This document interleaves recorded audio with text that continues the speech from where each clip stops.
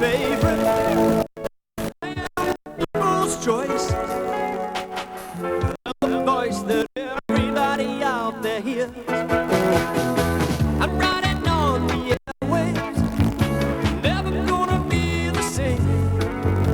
'Cause I am the leading contender for radio fame.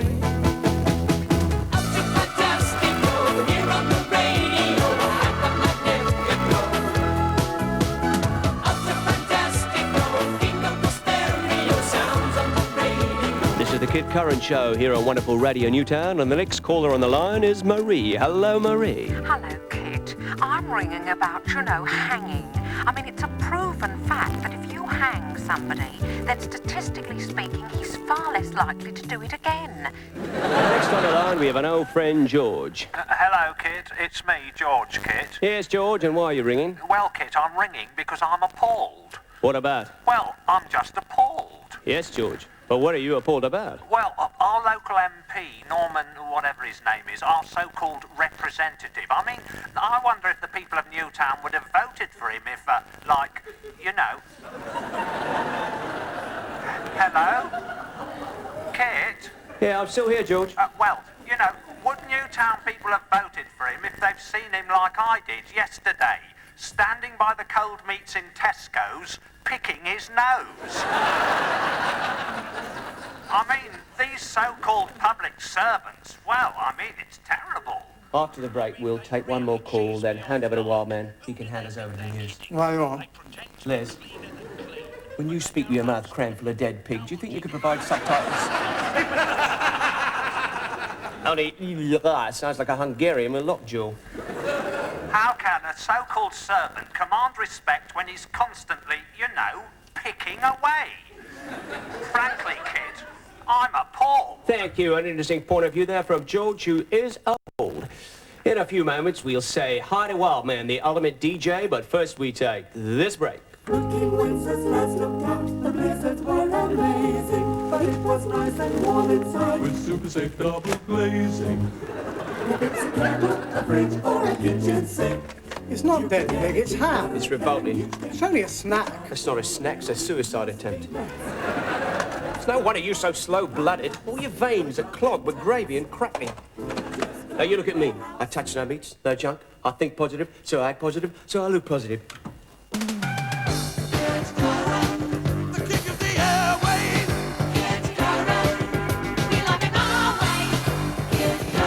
To the Kid Curran Show, and on the line next we have Sandra. Bonjour, Sandra. Hello, Kit. First-time caller. I'm ringing with a consumer complaint. Go on. Well, yesterday I got this T-shirt for £4.99, right?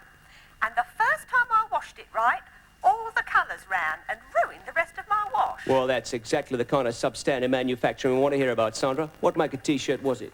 A Kit Curran is King T-shirt. One of those you advertise. I'm sorry, Sandra. You seem to be on a very bad line. Precisely. Perhaps you can call back some other time. What happens, I don't want any Sandras getting through to me, understand? You should give her her money back. What an ugly turn of phrase you have. We're coming up to the news here on wonderful Radio Newtown, and after the news, it's 2 hours in the company of Wildman. Hey, what goodies you got lined up for us today, Wildman? Well, kid, baby, this fine morning, the greatest DJ in the entire cosmos is going to bring you 2 hours of solid funk. Sounds great, Wildman. I must say, you're looking pretty impressive this morning. Yeah, pretty wild and ultra fantastic. Yeah, I particularly like the green hair. Yeah, it goes well with the purple tattoos. Well, thanks for a really wild show, kid, baby. See you tomorrow, Wildman.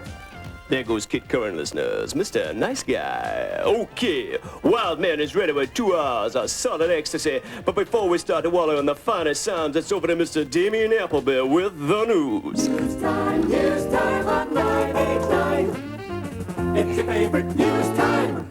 News time, news time, news time. This is Damien Appleby with the news at 11.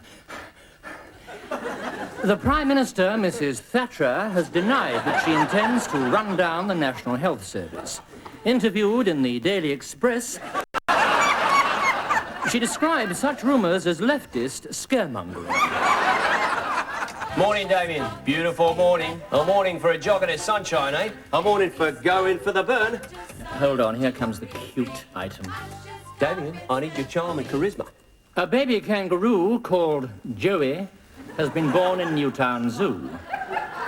Joey weighs 3 ounces and is only the 36th kangaroo to have been born in captivity in Britain. Sounds like he's a bouncing baby boy. And now, traffic report from Marcia Lewis at the AA.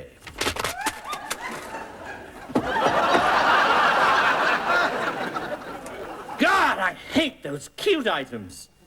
Make me want to throw up. Damien, I need your charm and charisma. I heard you the first time. What sordid scheme is it now? Not another revolting charity eat-a-thon. The charity eat-a-thon was great. Well, I enjoyed it. Now, worshipping listeners, lie back and exercise the perfume preenings, the pop world's Dan La Rue, Boy George and Culture Club. Now then, Damien, I need your sunny personality to help flog raffle tickets at next week's charity dinner scope. My rotund friend Leslie has agreed to help out. What? All proceeds going to a worthy cause. What's that? You're looking at it. Must be going. I know it sounds unperty, but you see, I'm up to my ears in DEBT because of personal losses incurred during the eat-a-thon, to wit, medical costs paid to his lordship the mayor after his intestines had been vandalised by a highly malicious pork pie. How are you liable? The pork pie people made the pork pie. It was me who ignored the sell-by date. 1982 obviously wasn't a very good year for pork pies. Now, come on, Damien, you'll help out, eh? Come, chameleon. You owe me one from New Year. Who was it convinced those coppers you weren't blotto but were suffering from a recurrence of malaria? That's pretty good, eh? Considering you no trousers on and were belting out Stand By Your Man. What puzzles me is why you broil yourself in these ridiculous enterprises. I wouldn't mind if you were a bona fide crook, but you're not. Not a bona fide anything. You're not even a cockney. That was impairs, all right, John? You never hang on to the money. You always plough it back into some new ludicrous enterprise. Sponsored knife swallowing, celebrity yodeling contests, yodel, and what was it? Attempt at the world underwater frisbee record. Ludicrous. What do you mean, ludicrous? Wow, an ultra bellissimo from Boy George. And let's keep cooking with that Prince of the Monkey Glands, Cliff Richard. I suppose you'd call Wild Man ludicrous. But what it's all about is high profile. Oh, here we go. High profile. I created Wild Man. He gives Radio Newtown a perpetual high profile, so I fashion his image, I shape his personality. You collect his wages. I collect it. And why not? I am Wild Man. I do a show 2 hours a day every week. Who else is entitled to collect his wages? Besides, Wild Man comes very cheap. He earns less than I do. What baffles me is how our managing director, the comatose Mr. Bentham, has never realised that Kit Curran and Wild Man are one and the same moron. You know what Bentham's powers of observation are like. You could steal his underpants while he was wearing them. Yes, you'll miss him when he's gone. Great stuff there from Sir Clifford. And ever onwards with the most musical wig in showbiz, Elton John. What did you say? What about Bentham? What, haven't you heard? Oh, I thought you were the first to hear everything. What about it? He's getting the boot. They're awarding him the Order of the Elbow. New man starts on Monday. A new man? I don't want a new man. Better the idiot you know than the new man you don't. A new man will poke around being nosy. What's the reason for giving old Bentham the push? Well, the board felt he hadn't got his finger on the pulse, apparently. Out of touch. That's outrageous. Bentham out of touch. Really, that's preposterous. Who's going to tell him he's been fired? Looks like he's heard the news. Vodka. Probably gone blind. Mr. Bentham, it's me, Kit Curran. Alias Wild Man. Mr. Bentham? Is there anybody there? We better take him off. Not on the ball, they said. Out of touch. I haven't got my thingamajigger on the pulse. But it isn't fair, is it, kid? What? I know what I'm doing, don't I? I've got my finger on the whatever it is. Haven't I, kid? Where's Wildman? Why hasn't he come to my farewell drink? Stuck-up bastard. Do you know I've never, ever met him? Am I unconscious yet? It's hard to say. Well, they're sending for this new town. They're sending for this new broom. Oh, ex-BBC. I had a chat with him. He seems to know a lot about broadcasting. I don't like the sound of him. He's efficient. He's organised. I hate him. He's a great fan of Wildman's. Looking forward to meeting him. He hates the news presentation. What? What? He says it's dull. Going to introduce young women news readers, that sort of thing. I don't like the sound of him. He says he runs a tight ship. Discipline in the studio. No smoking. Quite right. Safety hazard. No drinking, no eating. I don't like the sound of him. What are we going to do, Kit? Don't panic, my little butter mountain. Don't panic. The new broom is not in situ yet. It can't be very bright, wanting to come to Radio Newtown. I mean, he obviously knows nothing about the dump. No, dump. Of course, that's it. He knows nothing about the dump yet. No problem. Like I always say, problems are only problems if you allow them to become problems. He says he wants to take a thorough look at the books. This bloke's a problem. On behalf of the staff of Radio Newtown, to our new Führer, Mr. Roland Simpson. Well, thank you, Kit, and everybody. I'm sure I'm going to have a very long and happy stay here. And believe me, I'm really determined to get right on top of things and knock Radio Newtown into great shape. I mean, after all, what is a new broom for, what? Yes, well, I mean, thank you all for making me feel so welcome.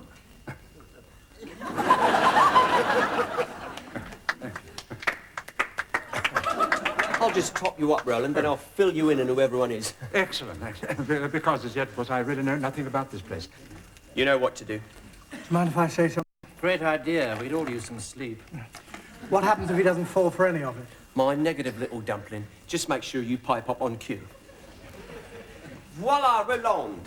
Oh, thank you. So, tell me, Roland, what made you leave the BBC for a stagnant little backwater like Newtown? Yeah, oh, I wouldn't call Newtown stagnant. No? No. I mean, surely you must have all those fascinating problems associated with the creation of new urban developments. Oh, well, none of the phone boxes work, if that's what you mean. No, I meant social problems, so to speak. Right. We had some trouble in April. 9 constables injured. Yeah. Race riot? Police social.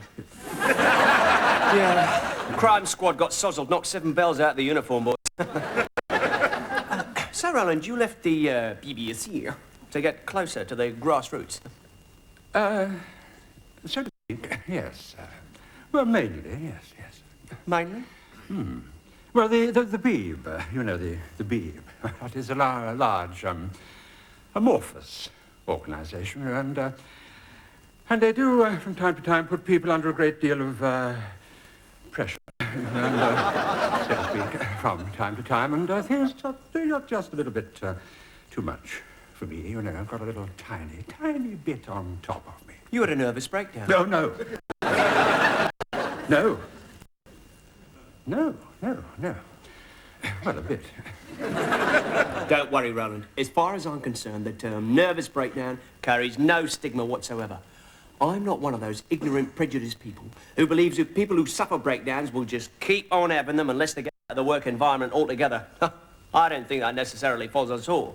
Oh, well, I must say I've never heard of such a theory. I'm a give people a second chance person. Oh. Now, you take our old boss, Mr. Ferexit. He was our old boss 3 before last. Nobody stays here very long, I don't know why. Well, anyway, one sunny day in March, he snapped, just like that. They found him wandering stark naked in the grounds of Kensington Palace. Kensington Palace? Yeah. Still, at least he got to meet Princess Margaret. You mean she... Clocked him from a window, afraid so. She must have got a rifle. Still, I suppose it might have changed from all those film premieres. But I digress. Now, where was I? Yes, for exit. Well, they put a few volts through him, pumped him full of sedatives. 6 months later, he'd clawed his way back to sanity. One day, he walked in here, head held high. Kid to me, he said, Kid, I've been to hell and back, and now I'm going to run this station like it's never been run before. Yeah. Good Lord. It's very plucky, you know, isn't it? Damn plucky. Where is he now? Highgate Cemetery. Topped himself on his first day back. Of course, all the I told you so brigade had a field day. But this is morbid talk, Roland. I can see you're the resilient type, and I'm pleased to say you're joining a very happy family. Oh, Have right. a sausage. No. Roland, let me introduce you to Sally Beamish. Sally chairs our Through the Magazine programme. How do you do? Pleased to meet you. Yes, I'm very much... Oh, excuse me. Sorry. Yes, I'm very much looking forward to working together. Me too. Yes. Oh, sorry. Oh, Now, if you step this way, Roland, you can meet our technical staff. Poor girl, it must put quite a strain on her body clock, so to speak. Yeah. Yes, sir, she copes very well, considering. Considering? Doesn't matter. Considering what? No, it's not for me to say. Besides, I hear she's been off it for some time now. Off what? This is Les, our technician. Off what? Les has been with the station for how long is Off it now? what? Really, Roland, does it matter? We all helped her through it because that's the kind of team spirit there is around here. Hey, Les. That's right. Besides, I hear she's been off this stuff for some time now. Now, over here, Roland... Do you mean she's some sort of drug addict? Please, Roland. I told you. I'm almost certain she's thrown that monkey from her back now. We had to strap her down in the studio sometimes. Yes, I'm very sorry, but I mean, if she were to go back to it, I'd have to fire her. Oh. No. You couldn't fire her. No, that's right. You'd have a revolution on your hands. You see, we all love Sally so much. Especially Dermot. Dermot? 6-footer over there. Sports correspondent. Very protective towards Sally. He wouldn't let you fire her. I'm very sorry, but I mean, you can't employ drug addicts. Absolutely right, I agree. Well, I don't suppose Dermot would do anything. No. He's still on suspended sentence from the last time. Last time? Some Wally directed some lewd remarks towards Sally. There was a small contretemps. In fact, it was only thanks to the miracle of microsurgery they were able to get that bloke's arm back on. You can't be serious. Hello, Mr. Simpson. Oh, Dermot Scott. Welcome aboard. I look forward to working with you. Oh, right. Right. Yes, would you excuse me for a moment, please? Seems a nervous type. It's beginning to look like it. Drink, Roland. Yes, a whiskey, please. Large one.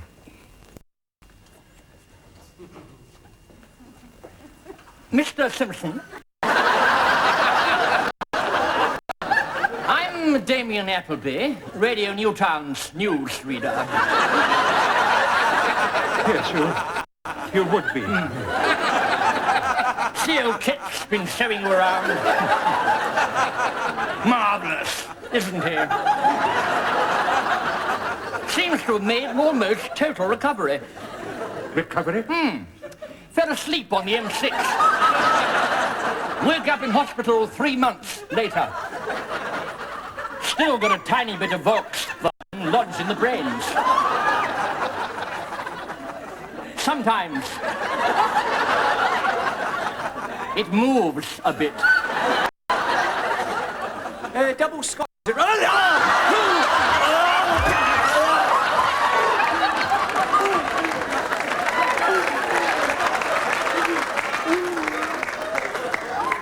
Where am I?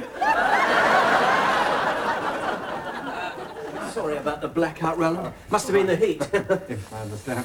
Well, this is the main studio. The other one's been used for our weekly soap opera. This week, Dr. Henderson has to tell Mrs. Humboldt that Timmy will never walk again. Watch out for their traps. But you have mice? We hope they're mice. One bit me last week. Where? He'd rather not say. I told you, tie your trouser bottoms with string. Well, Roland, what do you think?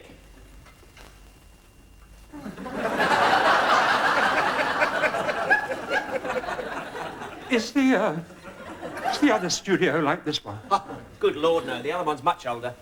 But they told me the station was modern, you know, up to date and fully equipped, so to speak. Ah, yes, they would tell you that, I suppose. That's what they told the other 5. Other 5?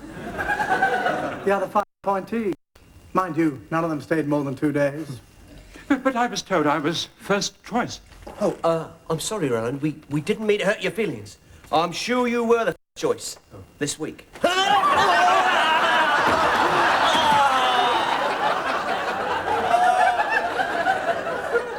Oh, dear. Where am I? Am I on air? The Volkswagen? Nurse? It's all right, Kit. You're among friends. I'm sorry. He keeps forgetting his tablets. It's just that it's so hot. Yes, and very, very dusty. Yeah. Must be the asbestos. Asbestos? We've complained to the management. They just keep telling us to inhale less. Maybe you can take it up with them now that you're in charge here. Yes, well, now look, Kit, I'm not really quite 100% sure that I'm really the right man for the job, so to speak. Please, Roland, we need you. Yes, well, after due consideration and deliberation, I've come to the conclusion that what you really need here is much younger. No, more forceful, you know. I'm not really sure that that's me, you know. Yes, well, it's been nice meeting you, Kit. Nice meeting you, Roland. Right, bring in my little sausage roll. Well, congratulations on a performance of infinite vulgarity. You must be exhausted. I'll say, we were up all night messing up the studio. Those fits, they were especially convincing. You looked utterly rabid. What next? Well, we petitioned the directors to reinstate Bentham. And if they send more Roland Simpsons? We'll keep seeing them off. You see, everyone has his weakness. Samson and Delilah. Achilles of those skimpy sandals. Maggie as Dennis and Mark. And Roland Simpson had a nervous breakdown. The last thing he wanted was another one. So, farewell, new broom. So to speak. I think I'll celebrate and crack open a jar of pickles. Here's to the wonderfully gullible Roland Simpson, wherever he may be.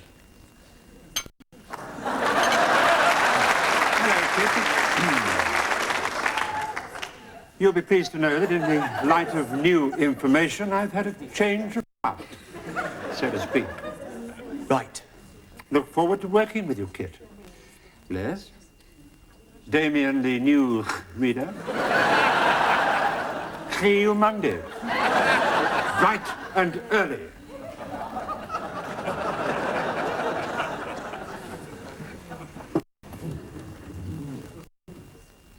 Like I said, everyone has his weakness. Mine's a monumentally large mouth. Well, my shout, what'll it be? Hemlock all round. Send me your questions. Dear Kit, I wonder if you'd send me a love. And we tune in again to the Kit Curran radio show next week at the same time. After the break, Doctor Who. When you get older, I'll play your favorite singer, a rock and roll band. I'll play your little one-night stand. Kit, I'm blonde, 17, and my name is Denise. Just send your address on a postcard, please.